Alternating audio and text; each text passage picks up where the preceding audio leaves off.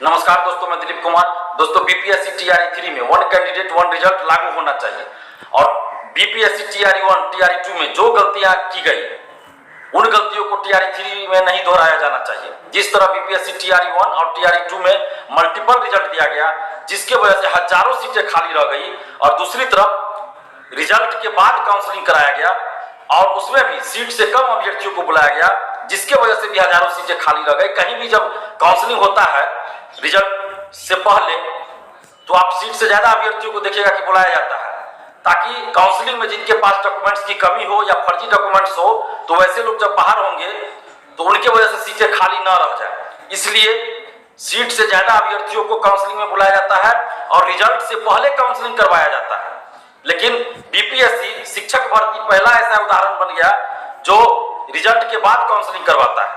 वही बीपीएससी आप देख लीजिए कि अन्य परीक्षाएं जो आयोजित करवाती है, चाहे सिविल सेवा की हो या और कोई परीक्षा, या फिर बीएसएससी से कोई परीक्षा होती है, तो देखिएगा कि काउंसलिंग रिजल्ट से पहले करवाया जाता है और सीट से ज्यादा अभ्यर्थियों को काउंसलिंग में बुलाया जाता है ताकि सीटें खाली न रहे। बीपीएससी टीआरई 1 टीआरई 2 में क्या हुआ, मल्टीपल रिजल्ट दिया गया, जिसकी वजह से हजारों सीटें खाली रह गई और रिजल्ट के बाद काउंसलिंग करवाया गया। काउंसलिंग में भी हजारों लोग बाहर हुए जिनके पास विज्ञापन की शर्तों के अनुसार डॉक्यूमेंट्स नहीं था या फर्जी डॉक्यूमेंट्स था, तो वैसे लोग काउंसलिंग में भी बाहर हुए और काउंसलिंग में सीट से कम लोगों को बुलाया गया था, रिजल्ट के बाद काउंसलिंग हुआ था, तो जिसके वजह से हजारों सीटें खाली रह गई। और शिक्षक बनने के बाद भी आप देखिए कि हजारों शिक्षक बाहर हो रहे हैं, अभी भी प्रक्रिया चल रही है। जिनके पास विज्ञापन की शर्तों के अनुसार डॉक्यूमेंट्स नहीं है या फिर फर्जी डॉक्यूमेंट्स है, वैसे हजारों लोग अभी भी बाहर हो रहे हैं। तो मल्टीपल रिजल्ट की वजह से और काउंसलिंग रिजल्ट के बाद जो करवाया गया और काउंसलिंग में सीट से कम अभ्यर्थियों को बुलाया गया, इसके वजह से हजारों सीटें टीआरई 1 टीआरई 2 में खाली रह गई। और दूसरी तरफ काउंसलिंग में जांच अच्छे से नहीं हुई सर्टिफिकेट की, तो हजारों सीटें टीआरई 1 टीआरई 2 में खाली रह गई और दूसरी तरफ हजारों शिक्षक अभ्यर्थी बेरोजगार रह गए, उनको नौकरी नहीं मिली, जबकि उनके पास विज्ञापन की शर्तों के अनुसार सारा डॉक्यूमेंट्स था, सारा शैक्षणिक प्रशैक्षणिक सर्टिफिकेट मौजूद था। कटअप के बराबर मार्क्स लाने के बाद भी हजारों लोग शिक्षक नहीं बन पाए, उनको बाहर कर दिया गया, बेरोजगार रह गए। कटअप से 1 नंबर 2 नंबर 3 नंबर कम वाले भी हजारों अभ्यर्थी बाहर हो गए और दूसरी तरफ हजारों सीटें खाली रह गई। तो ऐसी नौबत टीआरई 3 में न आए।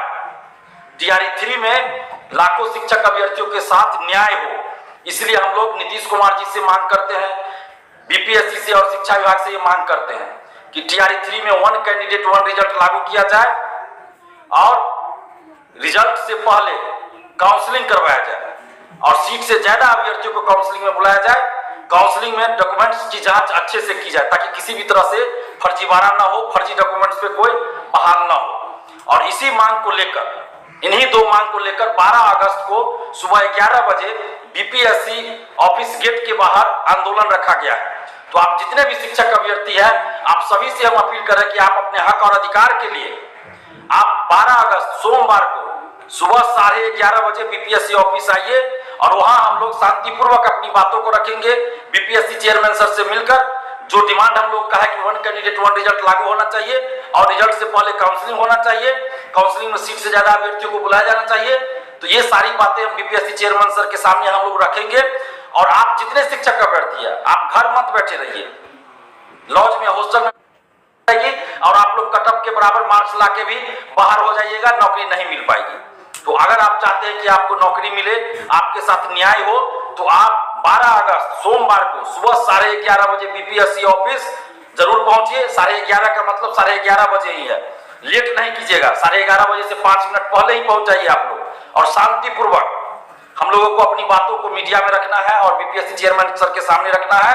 और कोई भी अगर आपको भीड़ में, चाहे वो कोई भी हो, उकसाने की बात करे, हिंसात्मक बात करे, तो वैसे लोगों को पहचानिए और वैसे लोगों को पुलिस के हवाले कर देना है। चाहे हम लोग कहीं मीटिंग करते हैं, कहीं बैठक करते हैं या कोई आंदोलन करते हैं, हम हमेशा कहते हैं कि भीड़ में अगर कोई आपको उकसाने की बात करे, हिंसा की बात करे, तो वैसे लोगों को पकड़कर पुलिस के हवाले कर देना है। क्योंकि हम लोग बुद्धिजीवी हैं, पढ़े लिखे लोग हैं, तो इसलिए हम लोग आंदोलन करते हैं तो शांतिपूर्वक आंदोलन करते हैं, किसी तरह का तोड़फोड़ नहीं करते, कोई हिंसा की बात भी नहीं करते, हिंसा करना तो दूर, हिंसा की बात भी नहीं करते।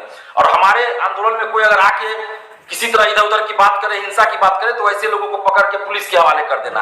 और आप जितने भी शिक्षक अभ्यर्थी आप सबसे अपील कर रहे हैं कि 12 अगस्त को सुबह 11:30 बजे बीपीएससी ऑफिस गेट आइए और हम लोग शांतिपूर्वक अपनी बातों को सरकार के सामने मीडिया के माध्यम से रखेंगे और बीपीएससी चेयरमैन सर से मिलकर अपनी बातों को रखेंगे, ज्ञापन सौंपेंगे।